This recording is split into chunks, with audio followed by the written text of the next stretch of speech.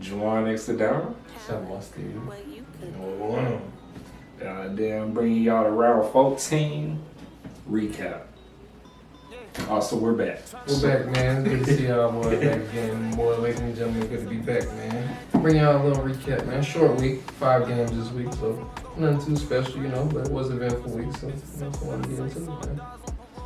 Yeah, shit, I guess we could just go ahead and get right into this week. First game of the round, we had Geelong versus the Bulldogs. Game of the round, in my opinion. Yeah, I would say so too. Yeah, definitely would say this was the top game. As far as this game went, it was about as close as I thought it would be. In the beginning of the game, I ain't gonna lie to you, I was kind of disappointed because I didn't know Geelong would even though the score, it was to start the game, a very defensive game. There wasn't much scoring in the beginning. I think there was like 1 goal each at quarter time or whatever the case was. But you could tell by the way that Geelong played, they controlled most of the possession in the beginning of the first quarter for sure. And the Bulldogs seemed like they were holding their own on defense because that's where they were mostly at the whole quarter. But they ended up, later on in the game, they were able to break the pressure a little bit while still bringing pressure of their own. And they ended up taking the lead in the middle of the game. But towards the end of the game, Geelong just still played their brand of footy, and they won the game with a clutch kick and a clutch mark by Gary Rowan and kick out the buzzer, and that was it. This game was close throughout the whole game. I really don't think Geelong had an upper hand. They probably were on the offensive end more so, but the Bulldogs, I feel like they had more control of the ball for most of the game. And it was really a back and forth game. It was a slippery game too. Wet conditions always kind of brings more pressure, in my opinion. I think people are less confident in their kicks, so they just play harder defensively, and I think that's what this game was. It was a high pressure, good defensive game, all the way up to the very last play. Like I said, when Gary Rohan caught a mark last minute of the game, then just really sat on the clock until he kicked it, man. He did that, bro. It was definitely a good game all the way through. Best game around to me. Liberatory turned up, Bont turned up. I really felt like more of the Bulldogs turned up than the Cats, but hey, Cats got the job done. I didn't see Bont till later in the game, though. That's my thing. Like, it was like, that's the whole thing. I think the problem was Geelong was winning contested possessions by a decent margin until like the fourth quarter, because I think that's when the Bulldogs really started turning up as far as trying to, keep that game tight and not letting them pull away. But Geelong in the fourth quarter, they struggled to score. Well, both teams really struggled. The first and the fourth quarter was like the struggle quarters, I guess you could say, for goals. And I guess you could say that's when they both came out with the most pressure. In the middle of the game was most of the scoring. And I do, like Liberatore, he scored the first goal, but after that, I didn't really see much from him because they were losing the clearances and everything. So if I was Geelong and we lost this game, I would have been disappointed if that was the end result of this game, in my opinion. I was still not counting the Dogs out. They played a good game. They definitely, if they played again next week, I think the Dogs would win. Yeah, if it was in their home, yeah. Even if it was in Geelong. Even in the G. We're going to have to disagree on that one, man. Dogs better than Geelong. Next game. Next game, we got Gold Coast versus Port. We were live for this game. Y'all can probably go back and watch it if you want to. This is probably the most boring game of the week. This was an ass whoop for sure. Gold Coast just looked outclassed the whole game. Port was doing whatever they wanted. Robbie Gray doing his thing, you know what I'm saying? Matla got in there, goddamn Charlie. Connor Rosie really turned up. Everybody on Port turned up. They showed they had a complete team. Fantasy. You can name everybody, fam. It's just crazy. And you Paul can't, Pepper. and you can't name nobody from Gold Coast, bro. It's just,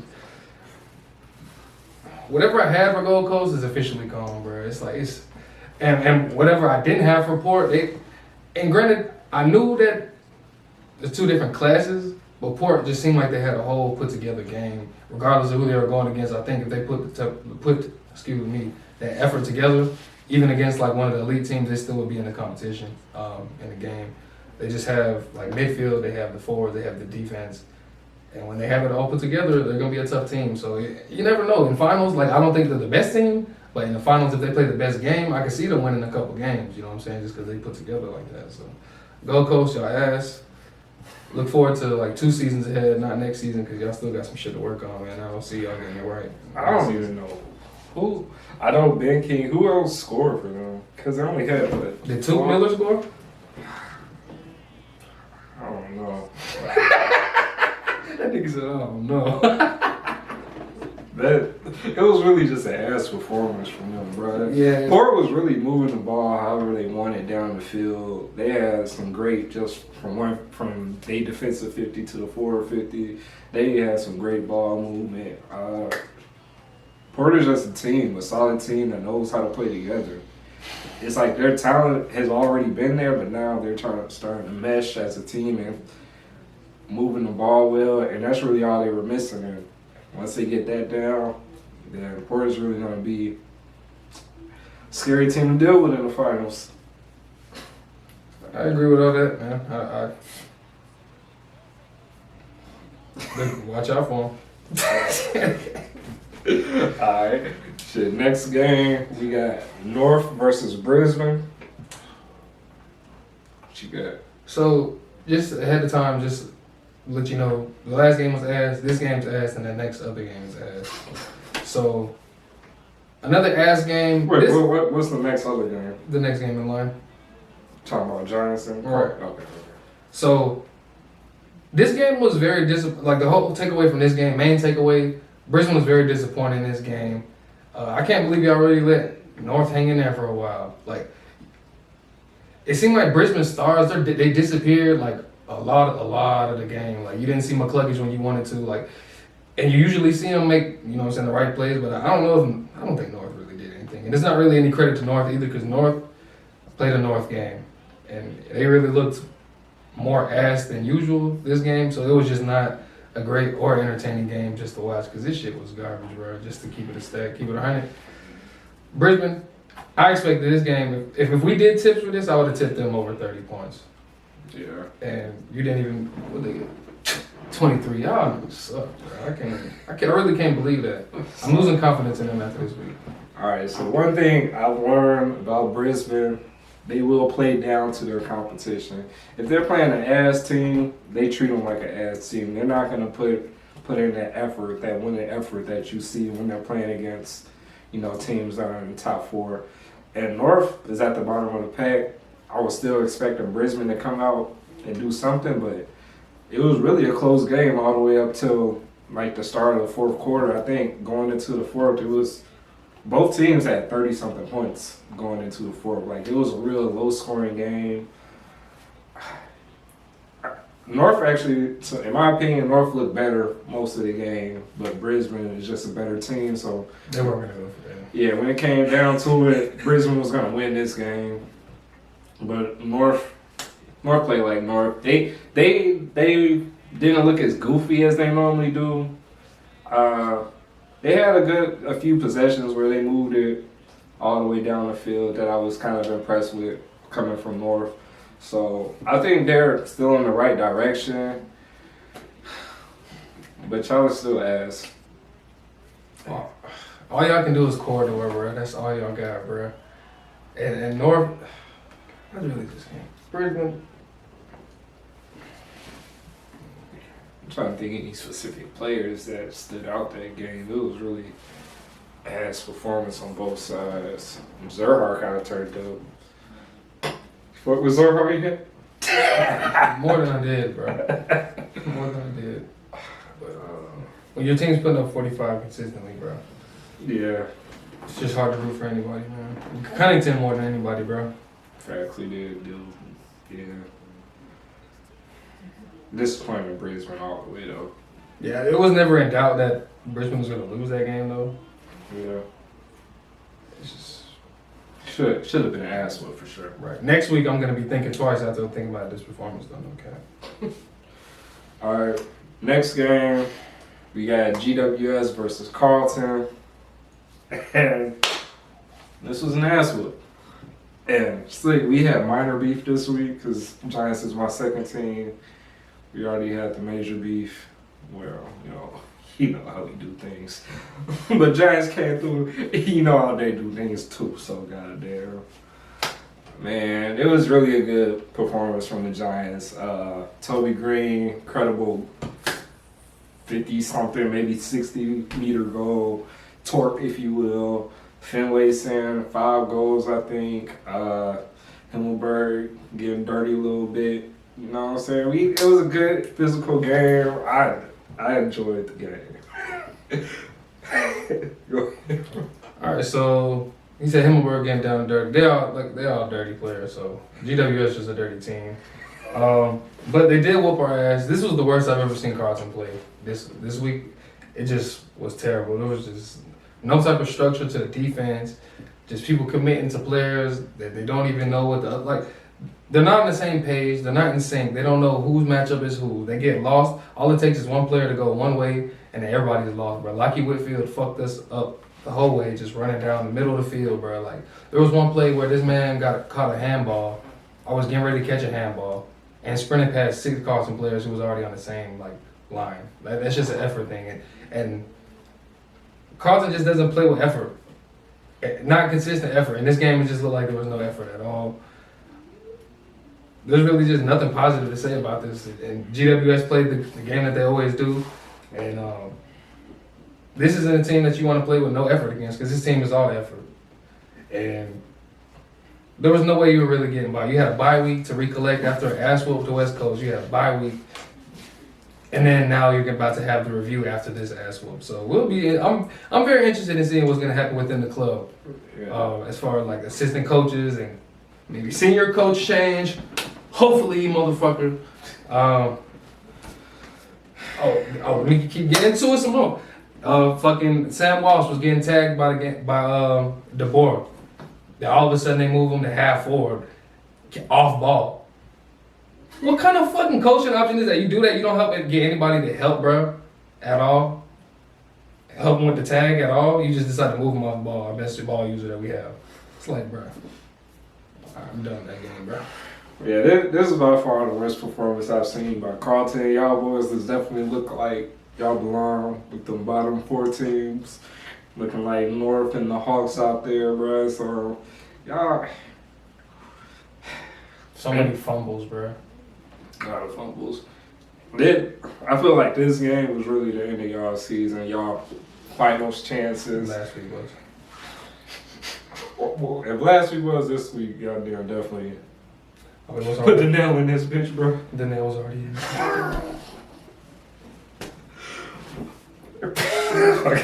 only positive I really can say is Matt always plays hard and he's always there. I fuck with Matt always, and Penner played good. Yeah. That's it. That's it.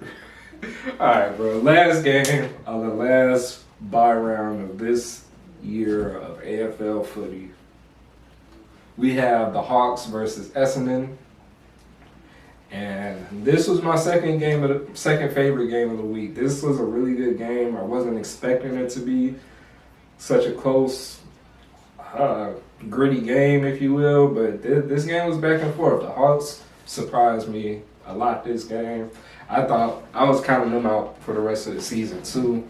But they actually played a really decent game. I know they won last week as well. But this game, I saw the effort they put in. It just didn't materialize in the fourth. Essendon turned up, Stringer turned up to be specific, and then Parrish put the nail in the coffin. But this was a great game from both sides. Great effort. So I can't complain too much about this game. Bombers just came out on top. Yeah, this is my second favorite game too this week. It was a good game, nice little Victorian matchup. Clarko having them boys ready to play, man. The second week, like you said, Clarko got them boys ready. So future tips can't just write them off. It looks like maybe they want to play a little harder because it was against Essendon too. You never know. But Essendon was short of midfielder, which is very important. They hit short with McGrath. He didn't play. But Parrish played a great game, and Stringer played a consistent game the whole game. And you seen when one game that they didn't have him, or a couple games they didn't have him, they were struggling, and he played very good. Nick Cox had a quiet game, surprisingly. You know, he's been Rising Stars' favorite, or top 2 favorite. So he was quiet, but they were able to overcome that and play pretty decent. Nick Hind, every time I see Nick Hind run the ball, that shit look nice, and every time I think of it is why we have side, and I'm like, why are we paying side? And this is they fucking backup. This is who they got. And now we fucking short a nigga who can't do the same shit as him. But anyways. Yeah, man, Draper had his game back, and he was looking pretty good too. So I seen him play early in the season, and I liked him, and he got hurt, and so he's been gone for a while. So it's just another element because I was already high on the Essendon. So now that they had a nice rock option, it's pretty cool to see, and it's pretty interesting to see where they'll be. Hawks played decent. Kajicki played pretty good. CJ played very good. It's nice to see CJ play every time. Wingard played pretty good. They both did have a nice little matchup, man. And I enjoyed it. Like you said, I think Hawthorne just gassed out at the end. They couldn't quite put it together. And another thing with this game I noticed is it's a classic case of the team that's getting the chances and are missing, or the team who's not getting the chances and are they going to turn it around? And that's something that we talked about with the Carlton and West Coast game. And I think in the AFL game, if a team's getting there and they're missing, more than likely not, they're not going to turn it around. It's going to be the team that is able to get back to the fucking front and get some goals. And it's another case that this happened. So that's what Essendon did. Those misses hurt you, man. You got to control it. Sure. Shit, that's all 5 games this round. Real short bye week. But yeah, sorry we missed last week. We was out in Vegas. Holiday in Vegas. Shit, I have pictures of that soon if y'all want that. They might be on the Patreon though, so you know what I'm saying. But shit, I really don't know what else to say, man. I'm glad to be back doing that shit. Don't fuck with Razor Ray, the ref that Crips did this shit too. Oh, that was some crazy. That was the most crazy shit I seen in the 50 gig. Don't fuck with that ref apparently, bro. His name Razor Ray. Do they call him that because they on that bullshit all the time, bro. I mean, Crips know what it was though. But I feel you. The 50, I didn't even know what the 50 was for. I mean, not the 50, but the mark. Yeah, because he didn't even catch that, but it shit definitely went by him, bro. I don't know what the fuck was going on. Yeah, it's not to excuse the game at all, but like damn. Shit.